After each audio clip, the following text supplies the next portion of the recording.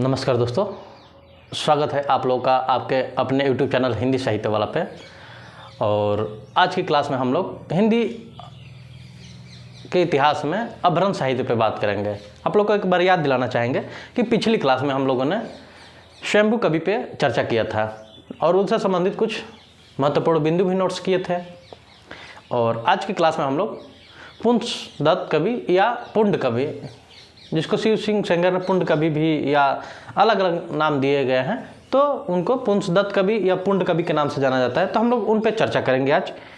तो चलिए देखते हैं हम लोग आज की क्लास में अभ्रंश साहित्य में पुंसदत्त कवि। तो आप लोग पहले हेडिंग डाल लीजिए, अभ्रंश साहित्य। और अभ्रंश साहित्य में हम लोग जो चर्चा करेंगे, तो अभ्रंश साहित्य में पुंसदत्त कवि लिख लीजिए।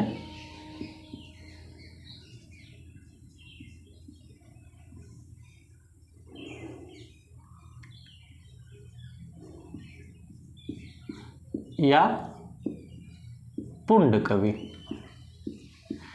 इन नामों से जाना जाता है दोस्तों। तो पुंड कवि भी आ जाए तो घबराने वाली बात कोई है नहीं। तो ये रहे पुंसदत्त कवि। आइए हम लोग इनके बारे में मोटा मोटा कुछ बातें जानेंगे। तो सबसे पहला जो पॉइंट हम लोग जानेंगे इनके बारे में, तो सबसे पहले इनको शिव सिंह सेंगर, जी आप लोग ठीक सुने, शिव सिंह सेंगर ने इनको 7वीं शताब्दी के पुंस या पुंड कवि माना है। तो आप लोग नोट कर लीजिए कि शिव सिंह सेंगर ने, शिव सिंह सेंगर, जी ये वही शिव सिंह सेंगर है, शिव सिंह सरोज वाले, जी वही कवि है। तो शिव सिंह सेंगर ने इनको 7वीं शताब्दी के पुंस या पुंड कवि, हिंदी साहित्य का मतलब सॉरी दोस्तों, हिंदी का प्रथम कवि माना है। तो आप लोग नोट कर लीजिए कि 7वीं शताब्दी के, लिख लीजिए आप लोग कि 7वीं शताब्दी के, चलिए हम यहाँ आप लोग को नोट करवा देते हैं कि 7वीं शताब्दी के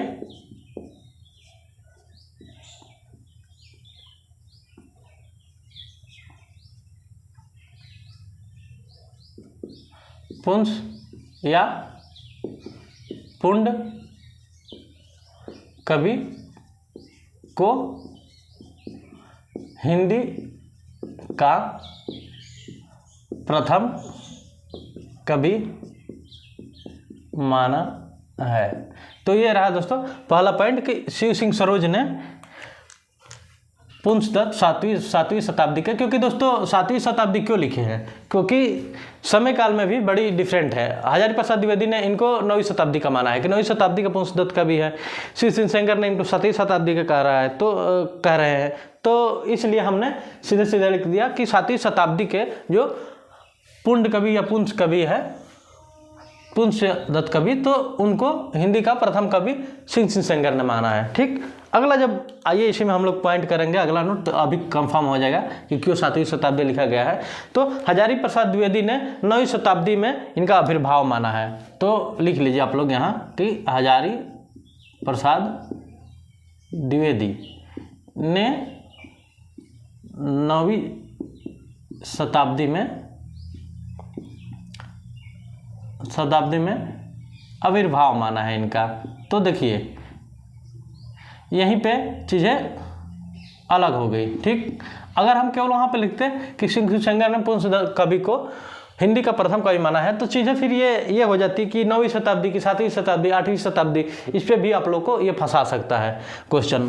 अगर क्वेश्चन पेपर में आप लोगों को दे दे कि 7वीं शताब्दी के, 8वीं शताब्दी के, 9वीं शताब्दी के, तो ये चीज़ें डिफरेंट हो सकती है। ठीक, तो अब यहाँ पे क्लियर हो गया कि हजारी प्रसाद द्विवेदी ने 9वीं शताब्दी में आविर्भाव माना है पुंसदत्त कवि को। ठीक, तो अब यहाँ पे क्लियर हो गया कि जो राइटर है, लेखक है, चूँकि ये मतभेद हमेशा रहा है हिंदी साहित्य में आप लोग देखेंगे।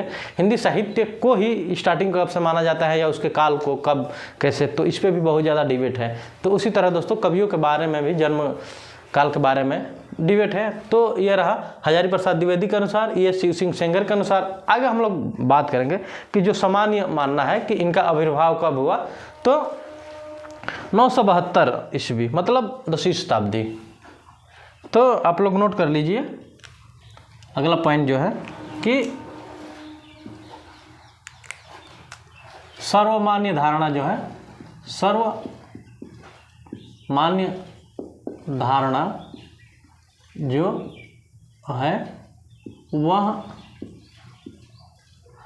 927 शायद है दोस्तों, 27 या 28, तो 972 ईस्वी के आस पास आविर्भाव माना है इनका।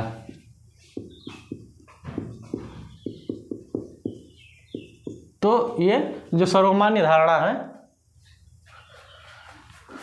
ये जो सर्वमान्य धारणा है वो 972 ईस्वी के आसपास आविर्भाव माना गया है, ठीक। और यही सब लोग मानते हैं।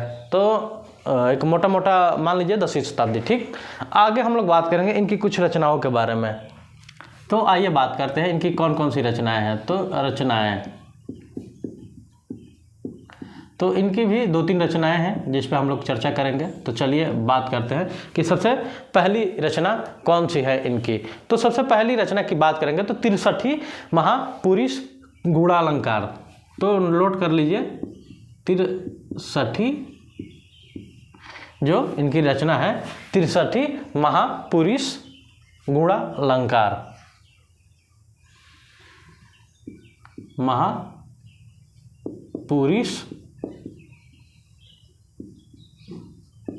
गूढ़ालंकार।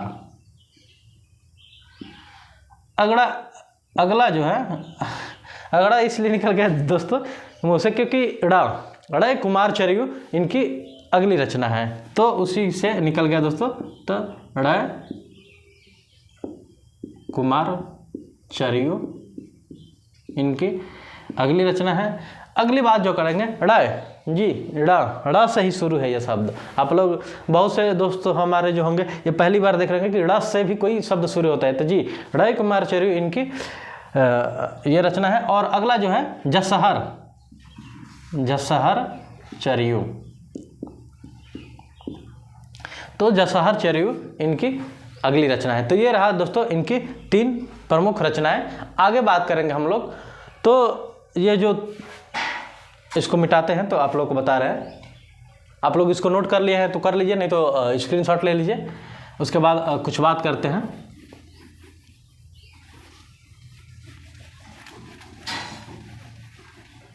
कि 63 जो महापुरुष गूढ़ालंकार है, तो इसके बारे में इसको एक और नाम दिया गया है, आप लोग इसको नोट कर लीजिए। इसको महापुराण भी कहा जाता है। तो इसको आप लोग यहाँ नोट कर लीजिए कि महापुराण भी कहा जाता है। तो 63 महापुरुष गूढ़ालंकार को महापुराण के नाम से भी जाना जाता है, ठीक। आगे हम लोग बात करेंगे इसी में 63 महापुरुष गूढ़ालंकार में। तो अब इसको महापुराण के नाम से जानते हैं। तो अब हम लोग यहाँ पे बात करेंगे महापुराण के बारे में, ठीक। यहाँ महापुराण पे, तो महापुराण में दोस्तों हम लोग बात करेंगे तो 63 महापुरुषों का जीवन चरित्र है। तो एक पॉइंट ये है, आप लोग नोट कर लीजिए इसके बारे में, महापुराण के बारे में, कि 63 महापुरुषों का जीवन चरित्र है। तो ये एक आप लोग से डाटा पूछ सकता है कि पहली बात तो यह पूछ सकता है कि जो 63 महापुरुष गूढ़ालंकार है इसका दूसरा नाम क्या है। ये पीजीटी में दोस्तों क्वेश्चन ऐसे बन सकते हैं। तो महापुराण, ठीक, ये पूछ सकता है कि जो 63 महापुरुष गूढ़ालंकार का जो महापुराण जो दूसरा नाम है उसमें कितने कवियों के चर्चा हुई है, सॉरी दोस्तों महापुरुषों की। तो इसमें 63 महापुरुषों की चर्चा हुई है। तो इसको आप लोग नोट कर लीजिए कि 63 महापुरुषों की इसमें जीवन चरित्र है या जीवन चरित्र पे चर्चा हुई है। आगे हम लोग बात करेंगे इसी में।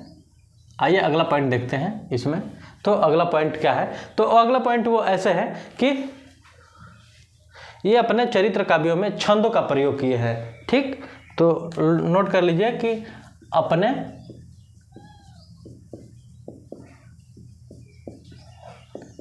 चरित्र काव्यों में चौपाई छंदों का प्रयोग किए हैं। तो ये रहा एक अगला पॉइंट कि इन्होंने चौपाई छंदों का प्रयोग किया है अपने चरित्र काव्यों में। ठीक, ये काव्य है दोस्तों, आप लोग नोट कर लीजिएगा, अपने चरित्र काव्यों में चौपाई छंदों का प्रयोग किए हैं। आगे हम लोग बात करेंगे इन्हीं के बारे में, पुंसदत्त या पुंड कवि के बारे में। तो इन्होंने जो साहित्य की रचना की है वो विशुद्ध धार्मिक भाव से की है। तो एक पॉइंट अगला नोट कर लीजिए कि साहित्य की रचना विशुद्ध धार्मिक भाव से। तो साहित्य की रचना विशुद्ध धार्मिक भाव से। तो ये रहा अगला पॉइंट कि इन्होंने जो साहित्य की रचना की है विशुद्ध धार्मिक भाव से की है। और ये इसलिए आप लोग को बता रहे हैं ये पॉइंट क्योंकि देखिए आजकल के क्वेश्चन केवल ये नहीं है कि इनका कब जन्म हुआ, किसने कब माना, ये तो चीज़ें हैं, या इनकी रचना क्या है, ये सामान्य चीज़ें है, ये सब जानकारी रखता है और या सब कोई पढ़ता है इस पर। लेकिन जो आजकल क्वेश्चन का पैटर्न है UGC net, JRF, TGT, PGT का, तो थोड़ा सा हट के है। जैसे यूजीसी नेट की हम बात कर रहे हैं प्रॉपर, तो उसमें साहित्य की रचना विशुद्ध धार्मिक भाव से किए हैं। ये भी दे सकता है कि अशुद्ध धार्मिक, मतलब अलग अलग इसी में नाम बदल के या कुछ और नाम दे सकता है कि दूसरे भाव से किए हैं। तो इसको हम लोग को ध्यान रखना है, इन्होंने विशुद्ध धार्मिक भाव से किया है। ठीक, अगला जो हम लोग पॉइंट नोट करेंगे तो इनको हिंदी का भवभूति कहा जाता है। तो ये चीज़ें हम लोग को याद रखनी है और इस पे काफ़ी ये चर्चा आ गया है कि किसको हिंदी का भवभूति कहा जाता है। ये ऐसा क्वेश्चन आता है कि किस कवि को हिंदी का भवभूति माना जाता है। ठीक, तो पुंसदत्त कवि को। तो यहाँ नोट कर लीजिए कि हिंदी का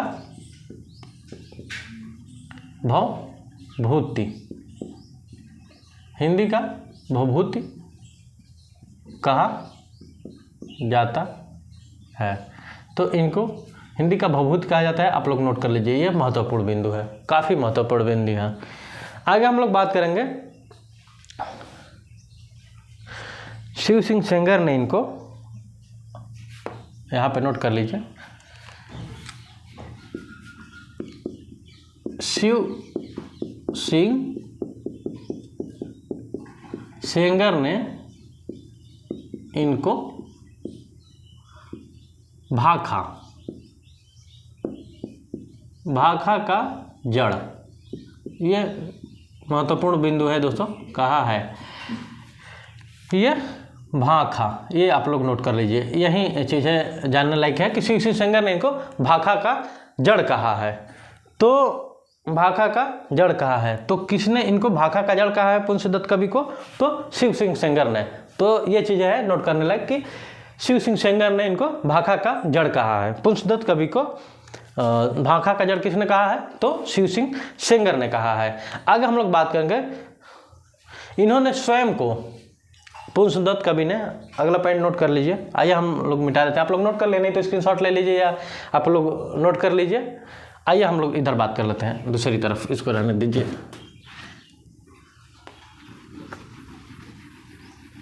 दो तीन पॉइंट और बचा है इससे, इसको हम लोग नोट करते हैं। तो स्वयं के बारे में उन्होंने कुछ कहा है, ये पुंसदत्त पुंड कवि ने। तो क्या क्या बातें अपने बारे में इन्होंने कहा है, तो आइए उस पर हम लोग चर्चा करते हैं। तो सबसे पहले बात करेंगे कि स्वयं को अभिमान मेरु, काव्य रत्नाकर, कवि कुल तिलक आदि उपाधियों से विभूषित किया है।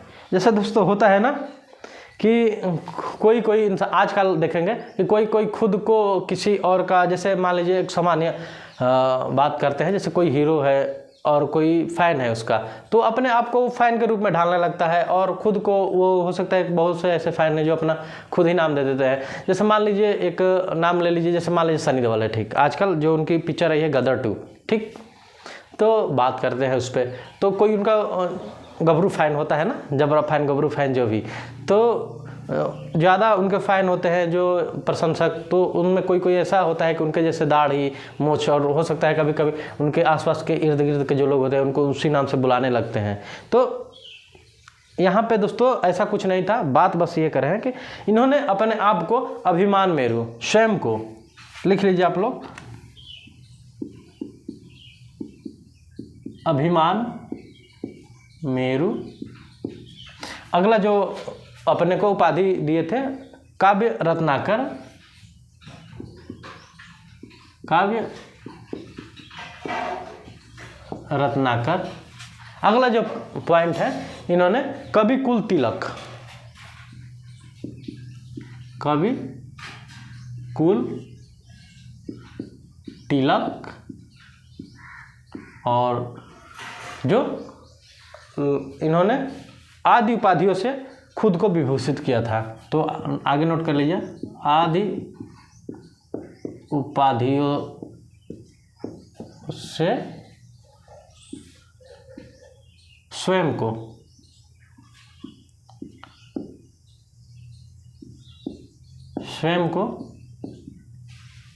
विभूषित किया था। तो ये रहा दोस्तों कि अभिमान मेरू, काव्य रत्नाकर, अब कवि कुल तिलक।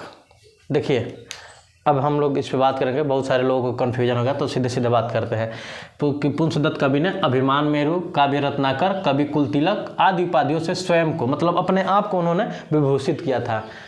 बात यह है, अब क्वेश्चन इससे कैसे बन सकते हैं ये चीज़ें देखिए। जैसे मान लीजिए पुंड कवि के बारे में आ जाए, ठीक, तो यहाँ पे पुंड कवि नाम ना देखे, ये केवल दे दे क्वेश्चन कि अभिमान मेरू, काव्य रत्नाकर और कवि कुल तिलक, इस नाम से किसने अपने आप को विभूषित किया था, या इस नाम की उपाधि से किसने अपने आप को विभूषित किया, तो पुंड कवि। अब दूसरा क्वेश्चन किस तरीके से पूछ सकते हैं, सुनिए कि पुंड कवि ने निम्नलिखित में से किन नामों के से किस नामों से अपने आप को विभूषित या उपाधियों से स्वयं को विभूषित किया था। ठीक, अगर वहाँ पे अभिमान दे दे, अभिशाप दे दे, अभी कुछ और दे दे, मतलब या तमाम चीज़ें दे दे, 4 मान लीजिए ऑप्शन दे दे और पूछ दे कि निम्न में से कौन था, तो अभिमान मेरू जो ऑप्शन रहेगा वो ऑप्शन सही रहेगा। ठीक, तो इस तरह से दोस्तों ऐसे क्वेश्चन बन सकता है। आगे हम लोग बात करेंगे, अगला पॉइंट जो है पुंड कवि के बारे में, तो वो ये है कि मान्य खेट के प्रतापी राजा, कर्ण के महामात्य, भीम के सभा कवि थे। तो आप लोग इसको नोट कर लीजिए कि मान्य खेट के प्रतापी राजा, मान्य खेट जगह थी दोस्तों, तो मान्य खेट के प्रतापी राजा, और उस राजा का क्या नाम था दोस्तों, कर्ण के महामात्य, कर्ण के महामात्य। आगे है इसमें कि मात्य भीम के सभा कवि थे,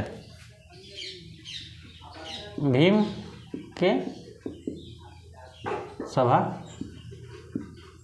कवि थे। तो ये रहा कुछ पॉइंट, आप लोग नोट कर लीजिए कि पुंड कवि या पुंसदत्त कवि, मान्य खेट के प्रतापी राजा, कर्ण के महामात्य, भीम जिस राजा का नाम था दोस्तों। ये चीज़ें पूछ सकता है कि किस कवि के ये किस राजा के कवि थे, तो भीम नाम दोस्तों सीधे सीधी है भीम। चूँकि इतना डीप नहीं जाएगा कि मान्य खेट के, ये नहीं पूछेगा कि वो राजा कहाँ का था। अगर हो सकता है पूछे दे दोस्तों, तो फिर क्वेश्चन ऐसे बनेगा कि पुंसदत्त कवि निम्नलिखित किसके सभा के कवि थे। ठीक, और वहाँ पे दे देगा मान्य खेट के प्रतापी राजा, कर्ण महामात्य, भीम के सभा के, या फिर नीचे अलग अलग राजाओं के नाम दे देगा। ठीक, और वहाँ पे पूछेगा कि निम्नलिखित में से किस राजा के सभा के कवि थे, तो सही उत्तर होगा मान्य खेट के प्रतापी राजा, कर्ण के महामात्य। असली पॉइंट ये है जो हम लोग को याद करना है, भीम के सभा के कवि थे। तो ये रहा दोस्तों आज की क्लास में कुछ महत्वपूर्ण बिंदु पुंड कवि से या पुंसदत्त कवि के संदर्भ में। अब ये रहा, आप लोग नोट कर लीजिए। अपने चरित काव्यों में चौपाई छंदों का प्रयोग किया है। साहित्य की रचना विशुद्ध धार्मिक भाव से की है। शिव सिंह सेंगर ने इसको भाखा का जड़ कहा है और फिर हिंदी का भवभूति कहा जाता है इनको। बाकी ये चीज़ें अभी आप लोग देखें किस किस उपाधियों से खुद को या स्वयं को विभूषित किया है। तो दोस्तों ये रहा आज पुंडदत्त कवि के बारे में कुछ बातें। हम लोग अगली क्लास में कुछ ऐसे ही चर्चा करेंगे किसी कवि या किसी रचना के संदर्भ में। तो दोस्तों आप लोग चैनल को लाइक सब्सक्राइब और शेयर करते रहिए और ऐसे ही अपने दोस्तों को भी इनवाइट कीजिए हमारे प्लेटफॉर्म पे। और ऐसे ही दोस्तों लाइक सब्सक्राइब और थोड़ा शेयर भी बढ़ाते रहिए। शेयर मतलब दोस्तों सॉरी दोस्तों शेयर नहीं शेयर नहीं मतलब सब्सक्राइब और भी अपने दोस्तों से करवाते रहिए चैनल को। और आपको भी अगर ये वीडियो अच्छी लगी तो चैनल को जरूर सब्सक्राइब कीजिए। दोस्तों मिलते हैं आप लोग से अगली क्लास में एक नए टॉपिक या और एक नई किसी रचना पे ऐसे ही कुछ विस्तृत रूप से चर्चा करेंगे। तब तक के लिए दोस्तों धन्यवाद। आज की क्लास यहीं समाप्त करते हैं। बहुत बहुत धन्यवाद दोस्तों।